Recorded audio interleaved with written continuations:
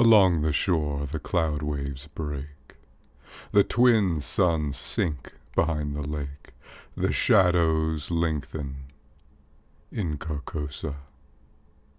Strange is the night where black stars rise, and strange moons circle through the skies, but stranger still is lost Carcosa. Songs that the Hyades shall sing, where flap the tatters of the king, must die unheard in dim Carcosa.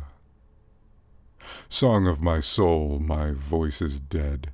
Die thou unsung, as tears unshed shall dry and die in lost Carcosa. Casilda's song in The King in Yellow, Act 1, Scene 2.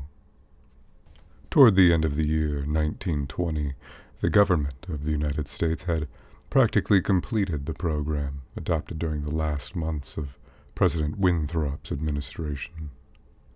The country was apparently tranquil. Everybody knows how the tariff and labor questions were settled. The war with Germany, incident on that country's seizure of the Samoan Islands, had left no visible scars upon the Republic, and the temporary occupation of Norfolk by the invading army had been forgotten in the joy over repeated naval victories and the subsequent ridiculous plight of General von Gardenlaub's forces in the state of New Jersey. The Cuban and Hawaiian investments had paid 100%, and the territory of Samoa was well worth its cost as a coaling station. The country was in a superb state of defense. Every coast city had been well supplied with land fortifications. The army, under the parental eye of the general staff, organized according to the Prussian system, had been increased to 300,000 men, with a territorial reserve of 1,000,000, and 6 magnificent squadrons of cruisers and battleships patrolled the 6 nations of the navigable seas, leaving a steam reserve amply fitted to control home waters. The gentlemen from the West had at last been constrained to acknowledge that a college for the training of diplomats was as necessary as law schools are for the training of barristers. Consequently, we were no longer represented abroad by incompetent patriots. The nation was prosperous. Chicago, for a moment paralyzed after a second great fire, had risen from its ruins, white and imperial, and more beautiful than the white city which had been built for its plaything in 1893. Everywhere good architecture was replacing bad, and even in New York a sudden craving for decency had swept away a great portion of the existing horrors. Streets had been widened, properly paved and lighted. Trees had been planted, squares laid out, elevated structures demolished, and underground roads built to replace them. The new government buildings and barracks were fine bits of architecture, and the long system of stone quays, which completely surrounded the island, had been turned into parks, which proved a godsend to the population. The subsidizing of the state theater and state opera brought its own reward. The United States National Academy of Design was much like European institutions of the same kind. Nobody envied the Secretary of Fine Arts, either his cabinet position or his portfolio. The Secretary of Forestry and Game Preservation had a much easier time, thanks to the new system of national mounted police. We had profited well by the latest treaties with France and England. The exclusion of foreign-born Jews was a measure of self-preservation. The settlement of the new independent Negro state of Swanee the checking of immigration, the new laws concerning naturalization, and the gradual centralization of power in all the executive, all contributed to national calm and prosperity. When the government solved the Indian problem, and squadrons of Indian cavalry scouts in native costume were substituted for the pitiable organizations tacked onto the tail of a skeletonized regiments by a former Secretary of War, the nation drew a long sigh of relief. When, after the colossal Congress of Religions, bigotry and intolerance were laid in their graves, and kindness and charity began to draw warring sects together, many thought the millennium had arrived, at least in the New World, which, after all, is a world by itself. But self-preservation is the first law, and the United States had to look on in helpless sorrow as Germany, Italy, Spain, and Belgium writhed in the throes of anarchy, while Russia, watching from the Caucasus, stooped and bound them one by one. In the city of New York, the summer of 1899 was signalized by the dismantling of the elevated railroads. The summer of 1900 will live in the memories of New York people for many a cycle. The Dodge statue was removed in that year. In the following winter began that agitation for the repeal of the laws prohibiting suicide, which bore its final fruit in the month of April 1920, when the first government lethal chamber was opened on Washington Square. I had walked down that day from Dr. Archer's house on Madison Avenue, where I had been as a mere formality. Ever since that fall from my horse 4 years ago, I had been troubled, at times, with pains in the back of my head and neck. But now for months they had been absent, and the doctor sent me away that day, saying there was nothing more to be cured in me. It was hardly worth his fee to be told that. I knew it myself. Still, I did not grudge him the money. What I minded was the mistake which he made at first. When they picked me up from the pavement where I lay unconscious, and somebody had mercifully sent a bullet through my horse's head, I was carried to Dr. Archer, and he, pronouncing my brain affected, placed me in his private asylum, where I was obliged to endure treatment for insanity. At last he decided that I was well, and I, knowing that my mind had always been as sound as his, if not sounder, paid my tuition, as he jokingly called it, and left. I told him, smiling, that I would get even with him for his mistake, and he laughed heartily, and asked me to call once in a while. I did so, hoping for a chance to even up accounts, but he gave me none, and I told him I would wait. The fall from my horse had, fortunately, left no evil results. On the contrary, it had changed my whole character for the better. From a lazy young man about town, I had become active, energetic, temperate, and above all else, ambitious. There was only one thing which troubled me. I laughed at my own easiness, and yet it troubled me. During my convalescence, I had bought and read for the first time The King in Yellow. I remember after finishing the first act that it occurred to me that I had better stop. I started up and flung the book into the fireplace. The volume struck the barred grate and fell open on the hearth in the firelight. If I had not caught a glimpse of the opening words in the second act, I should never have finished it. But as I stooped to pick it up, My eyes became riveted to the open page.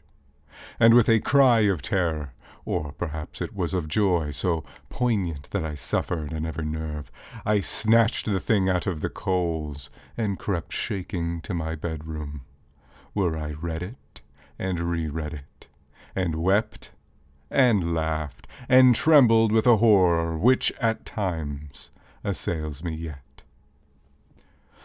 This is the thing that troubles me, for I cannot forget Carcosa, where the black stars hang in the heavens, where the shadows of men's thoughts lengthen in the afternoon, when the twin suns sank into the lake of Hali, and my mind will forever bear the memory of the pallid mask. I pray God will curse the writer, as the writer has cursed the world with this beautiful, stupendous creation, terrible in its simplicity, irresistible in its truth, a world which now trembles before the King in Yellow. When the French government seized the translated copies which had just arrived in Paris, London, of course, became eager to read it. It is well known how the book spread like an infectious disease from city to city, from continent to continent, barred out here, confiscated there, denounced by press and pulpit, censured even by the most advanced of literary anarchists. No definite principles had been violated in those wicked pages, no doctrine promulgated, no convictions outraged. It could not be judged by any known standard yet, although it was acknowledged that the supreme note of art had been struck in The King in Yellow. All felt that human nature could not bear the strain, nor thrive on words in which the essence of purest poison lurked. The very banality and innocence of the first act only allowed the blow to fall afterward with more awful effect. It was, I remember, the 13th day of April, 1920, that the first government lethal chamber was established on the south side of Washington Square, between Wooster Street and South Fifth Avenue. The block, which had formerly consisted of a lot of shabby old buildings, used as cafes and restaurants for foreigners, had been acquired by the government in the winter of 1898. The French and Italian cafes and restaurants were torn down. The whole block was enclosed by a gilded iron railing and converted into a lovely garden with lawns, flowers, and fountains. In the center of the garden stood a small white building, severely classical in architecture, and surrounded by thickets of flowers. 6 Ionic columns supported the roof, and the single door was of bronze. A splendid marble group of the Fates stood before the door, the work of a young American sculptor, Boris Yvon, who had died in Paris when only 23 years old. The inauguration ceremonies were in progress as I crossed University Place and entered the square. I threaded my way through the silent throng of spectators, but was stopped at 4th Street by a cordon of police. A regiment of United States Lancers were drawn up in a hollow square round the lethal chamber. On a raised tribune facing Washington Park stood the Governor of New York, and behind him were grouped the Mayor of New York and Brooklyn, the Inspector General of Police, the Commandant of the State Troops, Colonel Livingston, military aide to the President of the United States, General Blount, commanding at Governor's Island, Major General Hamilton, commanding the garrison of New York and Brooklyn, Admiral Buffby of the fleet in the North River, Surgeon General Lansford, the staff of the National Free Hospital, Senators Wise and Franklin of New York, and the Commissioner of Public Works. The tribune was surrounded by a squadron of hussars of the National Guard. The governor was finishing his reply to the short speech of the Surgeon General. I heard him say, "The laws prohibiting suicide and providing punishment for any attempt at self-destruction have been repealed. The government has seen fit to acknowledge the right of man to end an existence which may have become intolerable to him through physical suffering or mental despair. It is believed that the community will be benefited by the removal of such people from their midst. Since the passage of this law, the suicides in the United States has not increased.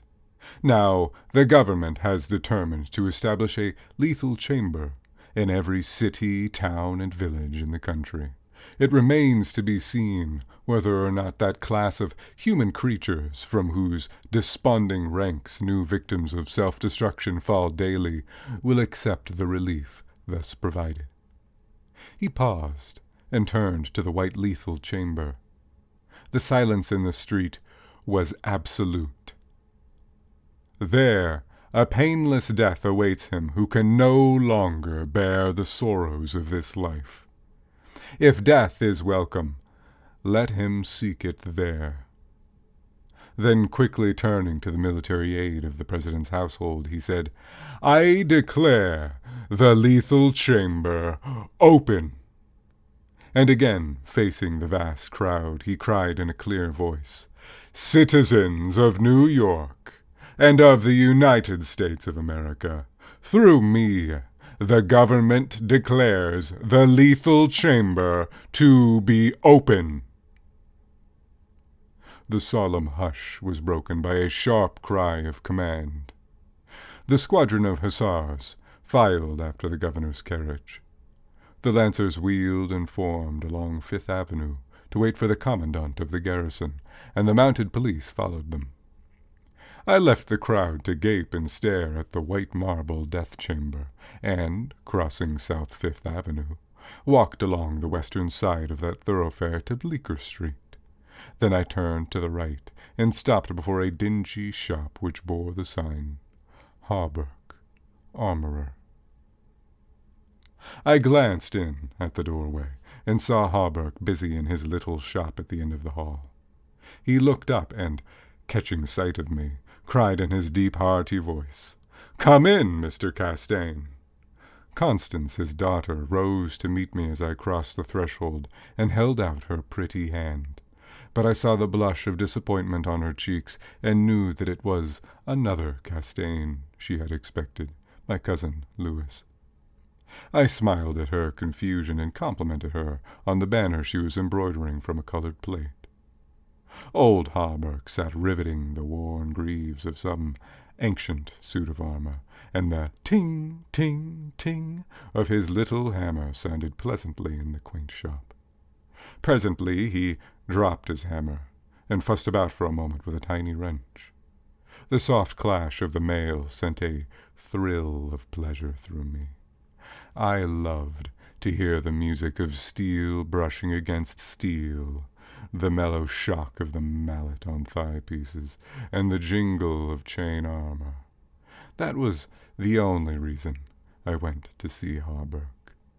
He had never interested me personally, nor did Constance, except for the fact of her being in love with Louis.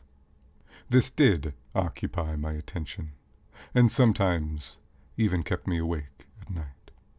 But I knew in my heart that all would come right, and that I should arrange their future as I expected to arrange that of my kind doctor, John Archer.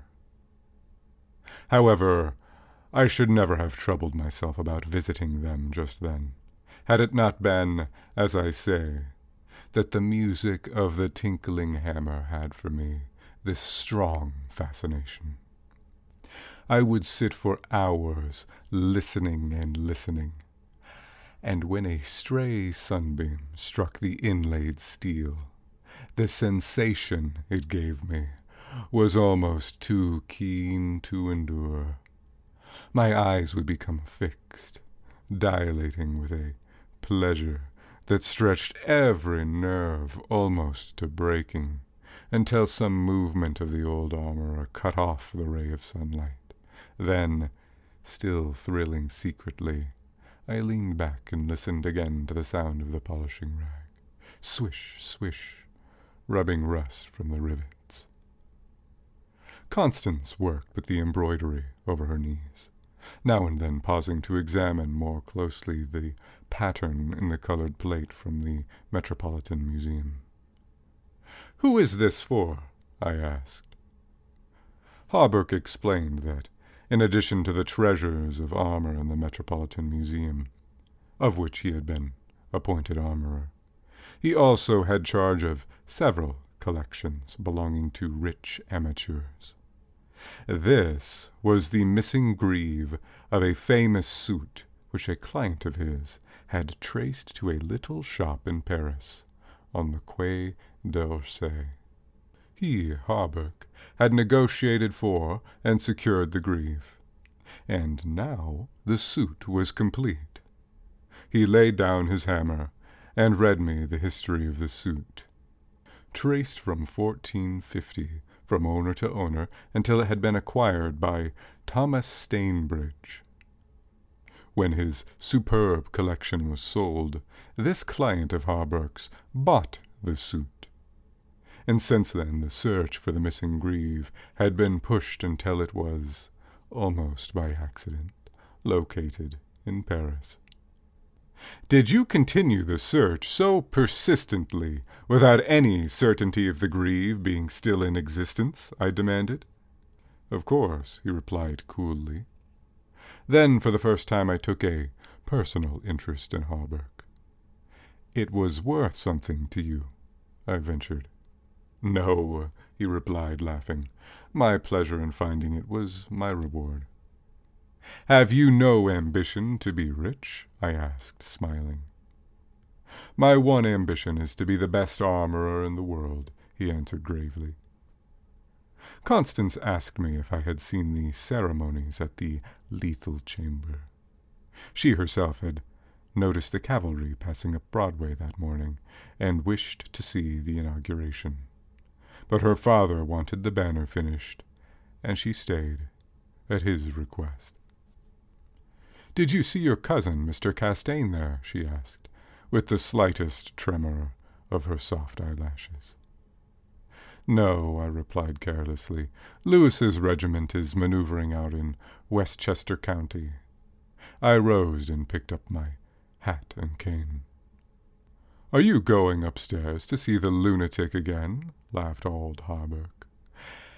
If Hawberk knew how I loathe that word, lunatic, he would never use it in my presence.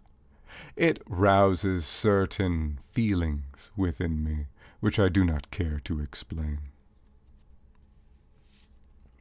However, I answered him quietly. "I think I shall drop in and see Mr. Wilde for a moment or two." "Poor fellow," said Constance, with a shake of her head. "It must be hard to live alone year after year, poor, crippled, and almost demented. It is very good of you, Master Castaigne, to visit him as often as you do." "I think he's vicious," observed Hawberk, beginning again with his hammer.